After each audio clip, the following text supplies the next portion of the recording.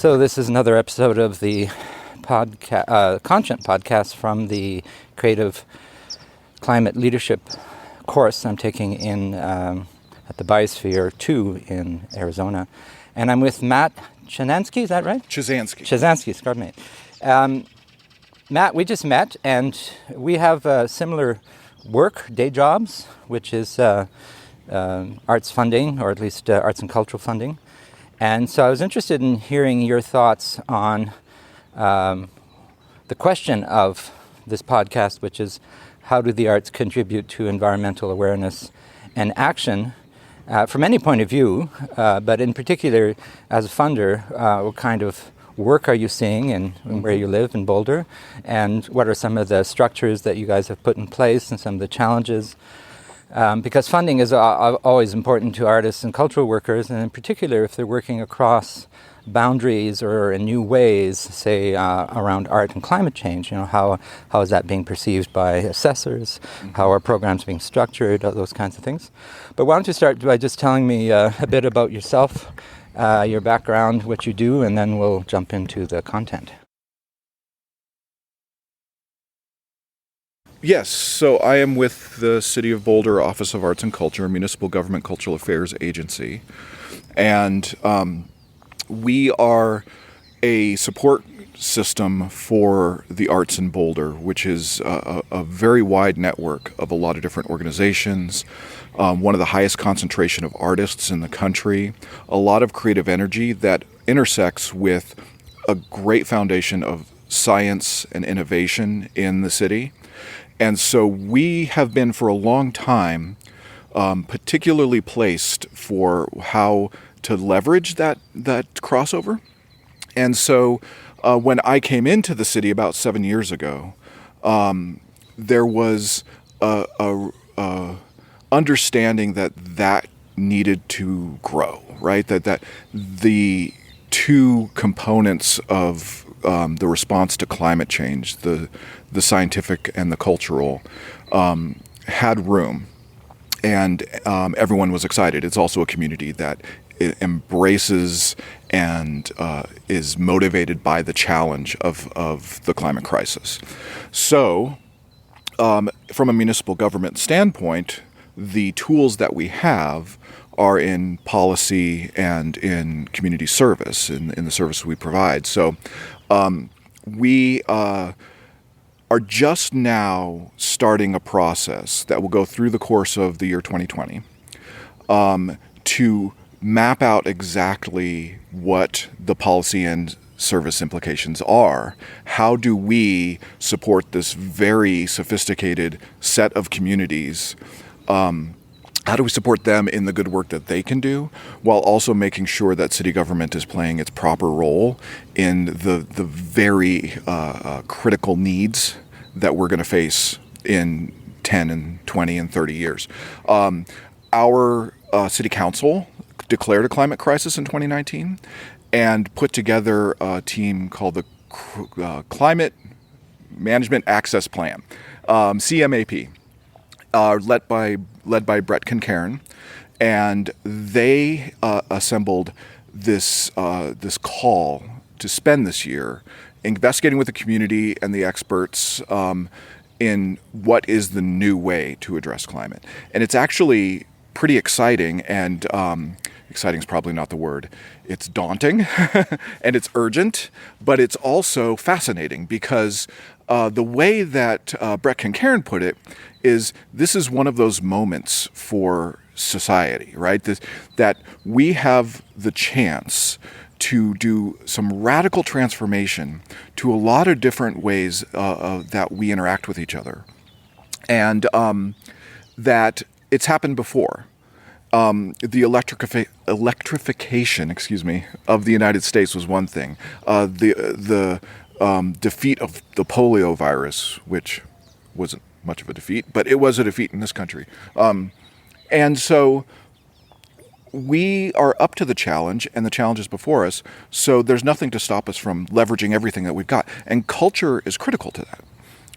The conversations that we've had within city government and with our partners in the community is that actually what we have in mind, this enormous transformation of how we do things and why we do things, that it is something that is going to take a lot of time, generations, to see through, and is going to take the involvement of every single person in our community, and is going to bleed out of our community and involve the rest of the region and the world. And those types of big shifts require the arts, require culture generally, in order to make them happen, to make them effective and to make them stick. And so we plan to create, by the end of this year, a roadmap in collaboration with all of these people on what city government's role may be with culture as a foundation for a climate plan. And at this conference, that's logical, and Right. and it's we've had conversations about how it's sort of like, duh, this is coming along, something coming along that we all knew. But in the community, in a community that has been operating in a culture where the arts are separated and sort of held in as precious, that sort of practical application of culture is not usual, and is something that we're finding it requires some discussion.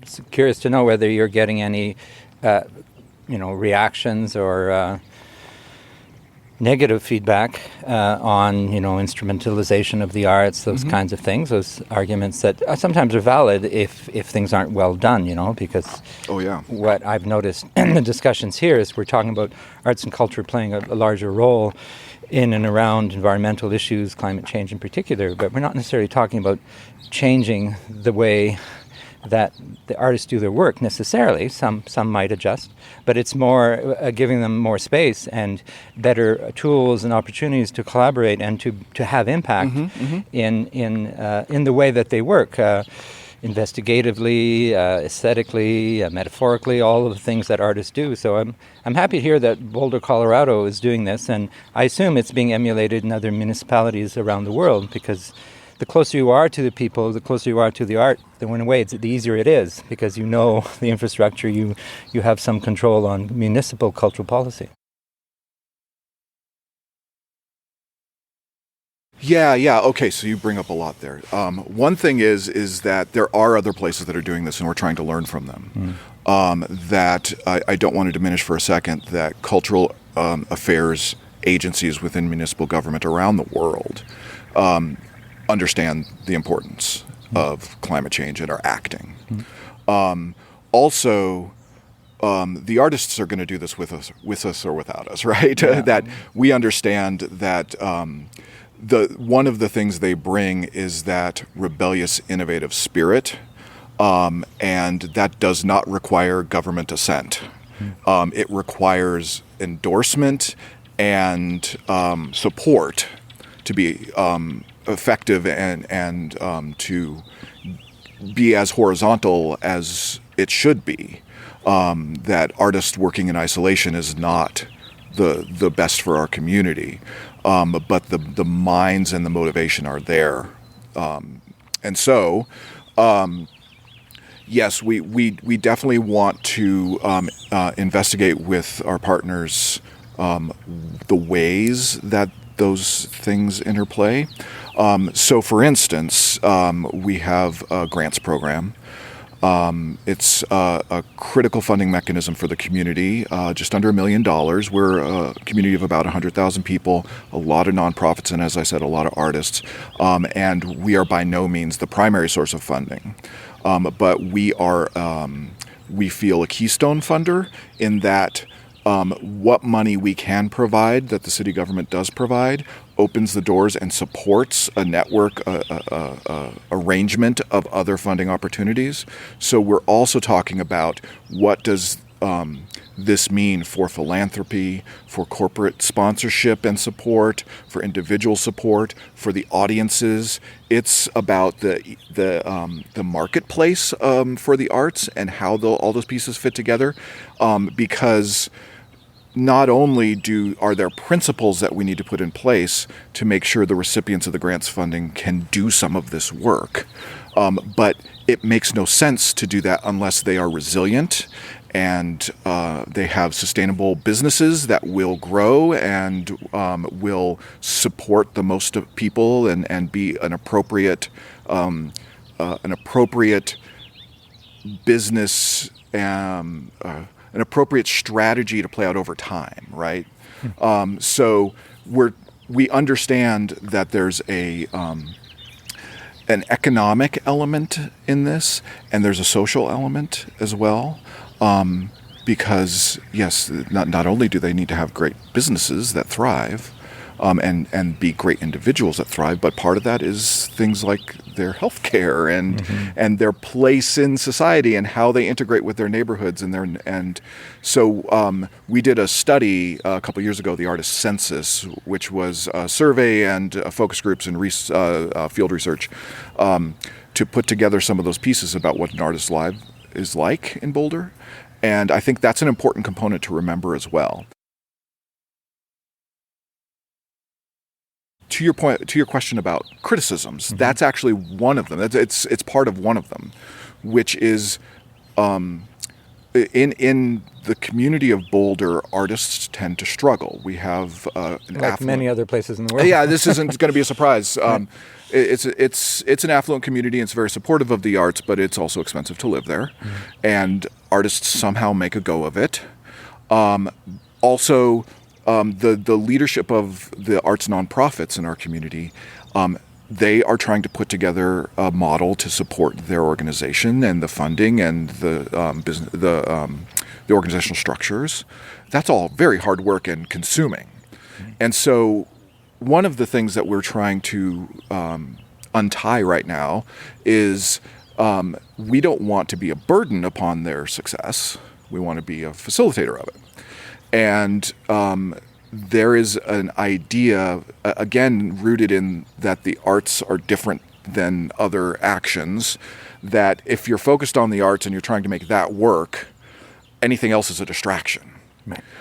Now, that said, we've had great advice from some of the leadership in our community about the fact that is a hollow argument, even though it is very real in a lot of people's lives, and I don't diminish that for a moment. That the way to think about this is that the way to make artists and arts organizations thrive is to make sure that climate change is a part of their thoughts and their business plan and their strategic plan, right? We know now that the timeline is short and severe climate change effects are within a time horizon that is in a strategic planning time horizon. That's right. Yeah. 10 years, right? If we hope for them to thrive, we need to help them move that forward. And so hopefully through our grants and policies, that's going to happen. Well, that sounds good. And one of the things we're talking about here at this leadership course is how can we, as leaders, because you're a leader in your community, I guess I am in mine, but what can we do to amplify the work of artists in many ways and provide, soft and strong leadership to advance things in an accelerated way. Okay. Do you have any takeaways so far? We're only on day 3, but is there anything that comes to mind that's like good advice for those who want to either play more of a leadership role or at least get more involved in arts and what I call sustainability, because that's the real issue. The climate change is the biggest problem we have to face right now. Right. Any words of advice or things that you've learned that you'd like to share? We can listen to the birds while you think. I was listening to the bees before. Were you under that tree? I mean, oh, lovely. Somehow the sound of bees. So in my community, the pollinator crisis is like one of the clarion calls, right? And so to walk past it, it's like, look, the sound of bees. That's what we mean by that, right? Well, it's visually gorgeous here, and so sonically also very beautiful because we're looking down a valley with the Catalina Mountains on our left and this bizarre, beautiful Biosphere 2, which is a structure that was mountain unto itself, meant to emulate, a living system. And in the 90s, for 8 people tried to live there for 2 years in an enclosed space. That kind of wonderful weirdness that happens in science. Well, and to realize, and maybe this is the entry into your question, right? I didn't fully understand the role that artists played in the founding of this building, right? And the fact that a group of theater artists, I believe among others, were the generation of that idea, that somehow those wonderful ideas, inspired ideas. I mean, this one didn't play out the way they thought, but that's okay, right? The wonderful ideas, the freedom to experiment and try things, the ways that we need to rethink how we evaluate success in regards to some of these experiments, that somehow government at the smallest level plays a role in that, right? Like municipal governments, neighborhood levels, like down to that level, that those are the places where our collective will get represented. Yeah. And that tends to, maybe that's not the right word, can diminish individual ideas. That inspiration that comes out can, through government process and through the bargaining with any group, dampens down some wonderful things. So I think one of the ways that city governments can engage is to use tested models that open that up. So fellowships, one of the things that we're going to investigate, our arts commission came to staff and said, what we need as part of this climate change initiative, the intersection of culture and climate change, is deep learning from the indigenous community. Yeah. And so we're investigating that right now with our partners in the tribal nations that we have a relationship with. So hopefully that's something that comes soon. But what it is an old idea, which is funding artists to do what artists do. Yeah. And critical to that is that it's not a contractual relationship where we're getting a product delivered. We're not buying a piece of art from an artist. We're not commissioning a play. Yeah. What we're doing is understanding that there are certain people with certain expertise and funding them to do what they do in order to learn.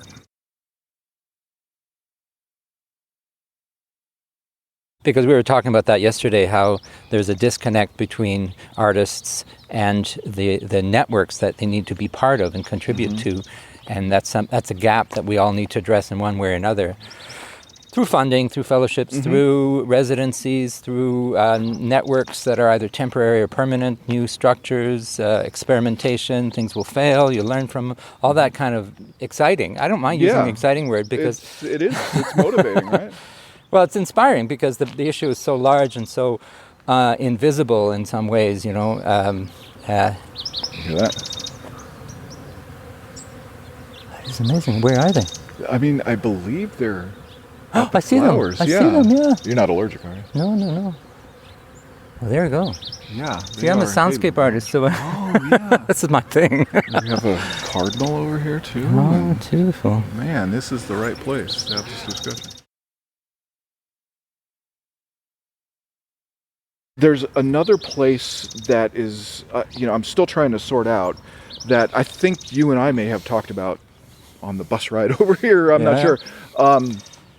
That because this is a long-term project that's going to take generations, one role that artists have to play is to create a new set of myths, a new set of heroes, that the old heroes that we have, the old stories that we tell, point us in a different direction, and is part of the root cause of our inability to make substantive change now. And so one thing that everyone needs to do, but city government plays a little role in, is to make sure that that is a part of what our plan is. You know, that actually down to like a policy and civil service level, we need to be supportive of that kind of transformation. And that's very difficult when you're in an organization whose foundation is in those stories and those myths, right? And somehow, and hopefully this conference and these great people that we're talking to are going to help galvanize this, is that we need to ensure not so much that, well, equally we need to ensure that current artists, but then 2 and 3 generations down, are building on what they're doing to make sure that by the time we are dealing with the most difficult part of climate change, which is certainly coming, that we have the right sort of mental, psychological tools to protect and go on and be successful. So that's another piece that I'm curious about, and hopefully through what you're doing and what everyone here is doing, we're going to figure that out too. Mm. Well, certainly storytelling has been raised as a powerful, important, well, I wouldn't call it a tool because it's a cultural, you know. Yeah, but we outside the arts see it as a tactic, right? Right. There is definitely agency in those things, and we can measure it and understand it in a way that, and there's parts of it we can't measure. But you know, eventually, sometime there's got to be a new the Iliad, right, or the Odyssey, and it's going to be Greta Thunberg's travel to the United States, right? Like somehow the epic poem of Greta is going to be the new the new thing we all hold on to, and there's I'm being flippant, but yeah, there's something about that need that smart people are going to have to address, and I'm looking forward to that. I want to see what that's like. Well, I'm glad that you're thinking multi-generationally, because that's what we need, and that we're also being realistic about what's likely to happen. Yeah. The idea of a canon of work around artistic work about not just climate change, but how we live, right? Because again, the climate change is a major issue, but the biggest issue is how we've lived up to now. You know, the fact that we haven't paid attention to the sustainable issue around environmental practices, and even though Indigenous people have mostly, this world is out of control. And so we were talking about hope, you know, yesterday, and it's hard to be truthfully hopeful, but when I spend time with young people, when we talk about the power of arts and culture, it makes sense that we have a future. Right, yeah. I think we do have a future in a way that we can't yet imagine. Yes. So maybe we're going to agree on that and end on that. That sounds great. Thank you for your time, Matt. It's nice to meet you. Thank you very much. Cheers.